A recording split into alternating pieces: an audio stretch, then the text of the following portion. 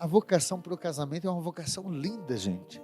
Se nós formos ver já no primeiro livro da Bíblia, a palavra vai nos dizer que era da vontade de Deus que o homem deixasse tudo. O homem deixa seu pai, sua mãe, une-se a sua mulher até que a morte os separe. Jesus, recordando o livro de Gênesis, lá em Mateus 19, Jesus vai dizer, não viu que o Criador desde o início os fez homem e mulher, para que se unissem numa só carne? Desde o começo os fez homem e mulher e disse, por isso o homem deixará pai e mãe, se unirá a sua mulher e os dois se formarão uma só carne, e assim eles já não são dois, mas uma só carne. Portanto, não separe o homem que Deus uniu. Sua família tem jeito. Esse livro tem ajudado muitas pessoas a entender que aquela expressão de que a minha família não tem mais jeito, porque eu já desisti da minha família, isso é coisa para pessoas covardes, que não acreditam que para Deus tudo é possível. Talvez até você diga assim, padre, o senhor fala porque o senhor conhece a minha família. Eu vou dizer, não, é você que não conheceu a minha.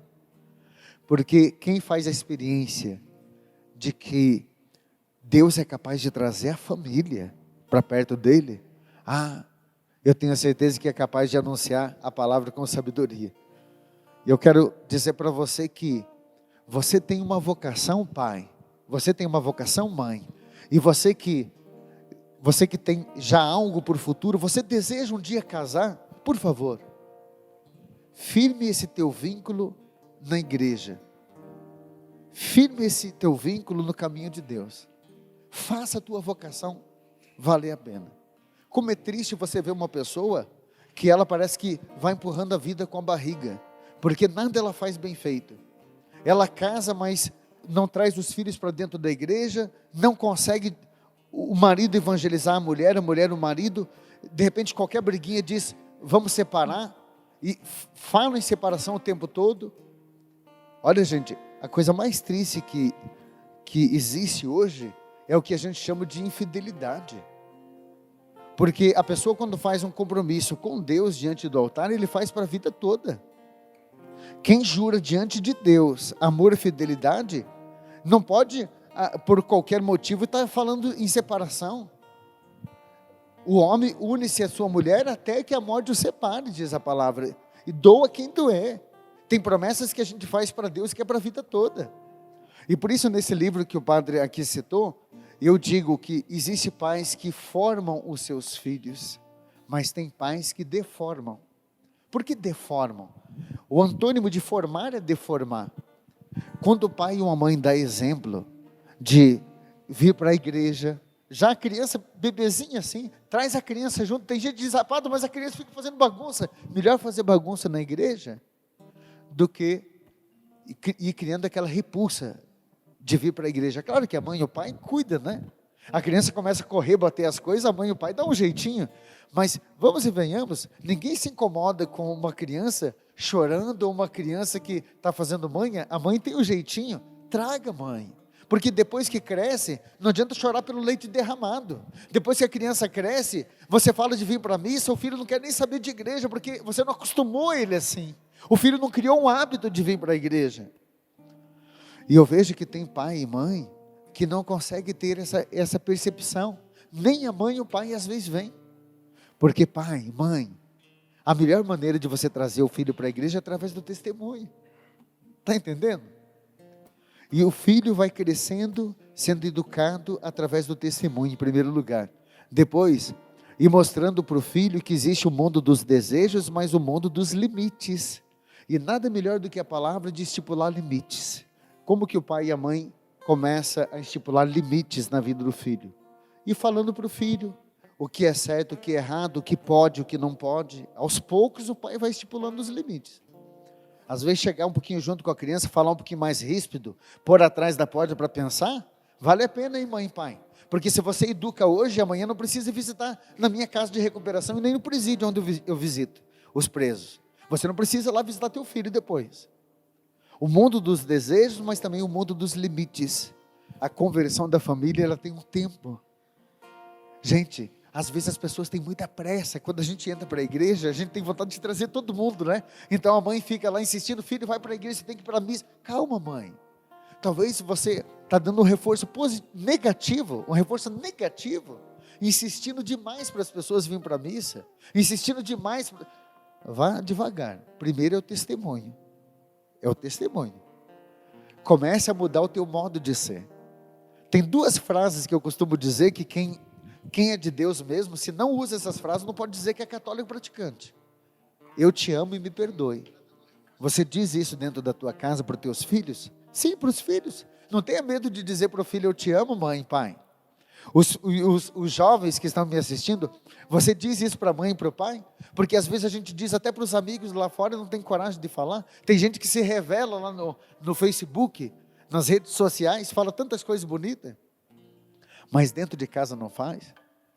E às vezes, se você também pisou na bola, tem mãe e pai que às vezes é agressivo demais com os filhos. Tem que também saber pedir perdão. Isso é grandioso quando a gente sabe dizer eu te amo e me perdoe. E vai trazendo uma paz para o ambiente, uma unção para o ambiente. E eu digo assim, gente, tem ambiente que qualquer coisa é motivo para briga, qualquer coisa é motivo para uma tempestade. E eu já estive abençoando casa, já contei isso aqui. Por Deus do céu, eu abençoando a casa com a mão estendida, escutando um barulho lá atrás, alguém, porque você não sei o que você... Eu parei de rezar, olhei para trás, o casal brigando. Eu disse, mas vocês estão brigando enquanto eu rezo? Ele diz, ela pegou meu chinelo, padre, já é o segundo chinelo que ela me arrebenta. Eu disse, filho, por causa de um chinelo, você brigando com a tua esposa na hora da bênção. Eu disse para ele, veja que o diabo não precisa de muita coisa para causar grandes derrotas. Ele está destruindo a tua família através dessas pequenas coisas. Não pense que o diabo precisa de coisas grandes para entrar dentro da sua casa, não. Sabe como que é? Presta atenção no que eu estou dizendo. Sabe como que é que Satanás vai começar a afastar as pessoas que você ama de você? Através daquelas coisinhas pequenininhas assim, que nem precisava da briga. É porque um sentou no teu lugar, aquele pegou o controle e você estava assistindo. Por causa dessas coisinhas, o outro pegou o chinelo que era teu. E às vezes tem coisas que a gente tem que ter mais tolerância. E se você pisou na bola, diga para a pessoa, olha, me perdoe, eu exagerei. Mas volte para a paz, volte para a comunhão. A conversão da família precisa ir sendo aos poucos e sobretudo através da sua vivência. Lembre-se dessas frases, eu te amo e me perdoe. Você tem que dizer mais isso lá. Depois, quando o casal dialoga, quando o pai dialoga com o filho, as coisas são diferentes. Eu às vezes ouço jovens que vêm conversar coisa com o padre que deveria ter conversado com o pai e com a mãe antes. Posso fazer uma pergunta para você? Você já conversou sobre sexo com teu filho, que já está com 12, 13 anos, pai ou mais? Nossa, padre, mas é tão pequeno. Mãe, hello, vamos acordar? Com 12, 13 anos, tem filho que não só está falando de sexo, já está fazendo. Antes que apareça grávida em casa, é melhor você falar com ele sobre sexo, viu? Está com 12, 13 anos e a mãe nunca falou, o pai nunca falou. É muito triste isso. Mas a falta de diálogo, pai, mãe, faz com que você vá se afastando das pessoas que você ama. Eu conheço marido e mulher que eles dormem juntos todos os dias. Eles vivem juntos, mas não tem nem amizade. Não são nem amigos. Não tem diálogo nenhum. Um precisa entender o outro, e você tem que começar a forçar isso. Sabe por que talvez dói, pai e mãe? Você perceber que teu filho está tratando melhor as pessoas de fora do que você, e talvez isso já esteja acontecendo dentro da tua casa. Você percebe claramente, o filho trata melhor os de fora do que você. O marido ou a esposa trata melhor os de fora do que você. Por falta de diálogo. Porque talvez você não consiga entender o diferente. A gente precisa dialogar. Depois eu falo sobre o dom da escuta, né? E é uma consequência, porque quando você sabe dialogar, você sabe parar para ouvir. Às vezes a gente tem que amarrar a boca. Por que Deus deu 2 orelhas e uma boca só? É porque a gente precisa ouvir mais do que falar. E tem gente que fala e não para ouvir. Sempre tem razão, né? Conhece alguém assim ou não? Tem alguém na tua casa aí que em tudo ele tem razão? Não olha para o lado, que talvez esteja aí. Tudo tem razão. Ei, menos, né, filho? Menos. Eu, por exemplo, que sou padre, estudei tanto para ser padre, e cada vez eu percebo que eu tenho menos razão. Às vezes aprendo com pessoas simples. pessoas que têm mais vivência do que eu. Então, não ache que você tem sempre razão. Ah, padre, mas eu sou o pai, eu sou a mãe, e é claro que eu sei mais que meu filho. Nem sempre mãe, nem sempre pai. Porque hoje, com esse mundo evoluído que nós estamos, em pleno século 21, as nossas crianças estão aprendendo muito mais do que a gente, hein? Então, você precisa parar para ouvir. E eu fico impressionado de que, às vezes, a gente se acha os cristãos, os católicos, né? E é tudo na base da lei, e a gente diz, não, mas eu não posso entender que... Ei, entendeu diferente?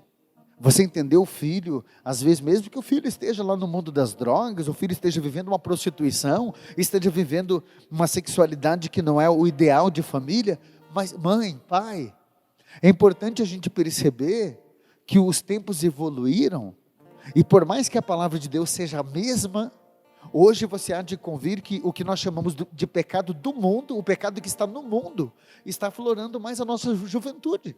Você manda o filho para a escola para estudar, ele está aprendendo muitas coisas contra a palavra de Deus. E talvez o errado não é a pessoa que está ensinando ao contrário, somos nós que não estamos evangelizando. Como que você quer que o filho saiba da moral cristã, se você nem fala para ele sobre isso, se você nem fala de Deus, se você nem fala de sexualidade, se você nem orienta o filho e a filha? Por isso que a falta de diálogo pode levar muitas pessoas ao buraco. Põe a mão no teu coração aí, enquanto o padre vai orar por você. Eu quero já pedir para a Sagrada Família Jesus, Maria e José. Tem muitas pessoas nesse momento precisando viver esses princípios. Ô pai, mãe, deixa o Senhor chegar no teu coração agora, pela imposição das minhas mãos, essa mesma mão que consagra o pão e o vinho, essas mãos que perdoam pecados, essa mão que traça o sinal da cruz no momento do casamento, confirmando o enlace, são as mãos que estão estendidas sobre a tua família agora, porque se tiver qualquer demônio tentando destruir a tua família, como padre da igreja, eu quero pedir, socorrei-nos, Senhor, socorrei-nos. Socorrei esse jovem que está com essas amizades que essa mãe e o pai estão com medo. Socorrei essa mulher, socorrer esse homem que talvez estejam se distanciando cada vez mais. Eu quero dizer para você aquilo que vem no meu coração, e eu sinto que é o Senhor que me pede para dizer isso para você. Por mais que essa pessoa que você conviva junto parece ser tão difícil, o dia que você vê essa pessoa dentro de um caixão, vai ser o dia mais triste da tua vida. Por isso não espere o momento da morte para dizer para essa pessoa, eu te amo. Não espere. Não espere o momento da morte para valorizar essa pessoa, porque tem gente que no momento da morte faz declarações de amor, mas em nome de Jesus, comece a amar mais, comece a ouvir mais, comece a entender mais. Senhor, é gostoso nós orarmos pelas famílias, imaginar que não há mal, que nesse momento suporta a unção da graça, numa missa como essa, Pai. Tem famílias no Brasil e no mundo todo, que nesse momento estão precisando dessa unção, e eu quero pedir, se esse jovem está experimentando na escola, na faculdade, algo ilícito, se talvez está faltando diálogo dessa mãe, desse pai, se talvez esse casal esteja se afastando por falta de diálogo, em nome de Jesus, eu peço que a tua palavra comece a entrar aí, e que algo comece a acontecer. Senhor, eu peço por todas as pastorais familiares nesse Brasil e nesse mundo, todos os casais de grupo de oração, que nesse momento sejam restaurados. Tem famílias precisando de nós. Filho e filha, você talvez era de dentro da igreja, você resolveu dar um tempo, você era de uma pastoral familiar, você era de um grupo de oração para casais, você resolveu dar um tempo, e nós como igreja estamos gritando por socorro, para salvar as nossas famílias. Obrigado, Senhor, pelo teu Espírito Santo, que eu sinto que vai invadindo tantas casas agora. Entra, Espírito Santo, entra, Espírito Santo.